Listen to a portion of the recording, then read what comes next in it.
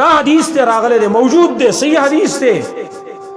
لیکن زینما ولی نه منما زما رواج نشته دی زم په جمعات کې بدی عمل نکېږي زما خواهش ته نه غواړي زما طبیعت ته نه غواړي خپل خوخه مې دا چاره باندې زور نشته چا په کوټه کې اوسېږم نو زما په قبر کې خو څوک څملي نه داسې مختلف باندې کو کنم دا یو قسم لا یو نوع د انکار حدیث ته عذر او بانی من خلکو له ډیر ځای اعتراضی کنه ډیر بانی موږ له هغه راضی او زموږ په دې بانو باندې خلاصي ګونو زموږ یاد لري د رسول مخالفت دا د عقیدې د خرابېدو سبب دی نوله ما تولا موږ به دې واړو کم طرف ته چې دی وړي او دا موږ مشاهده وکړه کوم خلکو چې هغه د رسول الله صلی الله علیه وسلم د احادیثو دایره جوابونه کول د یو حدیث پر 14 جواب واوري یو حدیث لس جواب واوري دا جوابونه چې کول اکثر په فتنه انکار حدیث کې مبتلا شول نو ولله ما تولا من باړو دې رقم طرف ته چې دی اوړي او دا خبره ذکر ما دا موضوع څخه منتخب کړه چې اکثر په دې مجلس کې نوجوانان ناس دي او دا نوجوانان سوشل میډیا ډېر استعمالي یوز کوي او هغه تر مسله ډېر مخه ترازی د انکار حدیث فتنه د قادیانیت فتنه یو لا پکې بل لغه دا یار نه خلک ډېر متاثر دي انجینیر سیب دا نه پکې خلک ډېر متاثر دي او یار انګریزي الفاظ چې استعمال کوي بس منګو چر تخکاری بدا غټ مذهبي سکالر دي الکه انګریزي جدا شی زبان دی علم جدا شی دی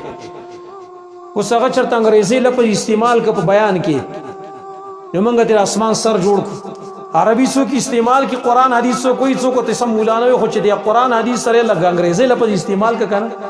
یاره دا ډېر پوهه سره دی د سیده کنه دا خپکی وبنه موږ ټول زین دا جوړ شوی دی انګریزي استعمال کی نه چرته انګریزي استعمال کی بد دیو جا تخکاری دا ډېر مذهبي سکار دی حال لا دی چې خلک ورغلي دی واله تپوس کړي دي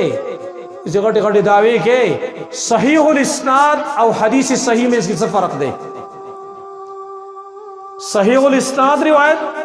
او حدیث صحیح دې کې څه فرق دی دا فرق وته معلوم او د خلکو به فیصله کوي چې معاویه رضی الله عنه د کار کړي دی او ابو سفیان د کار کړي دی ما ملګرو تیل مال وزدت ویل غواړي چې زستا د کور عیبونه بار خلکو ته بیانو مکنه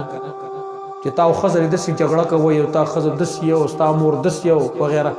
ته خپکی کنه خپکی سړی کنه ستر معاویه څه چل کړي دی چې تر معاویه کور دی وران کړي دی معاویه رضان هو چې تر هغه په منبر باندې لګا معاویه د سې وکړو معاویه د سې وکړو عبد الله ابن مبارک رحمه الله نه چاته پوس کړو والله معاویه رضی الله عنه غره دی ک عمر ابن عبد العزيز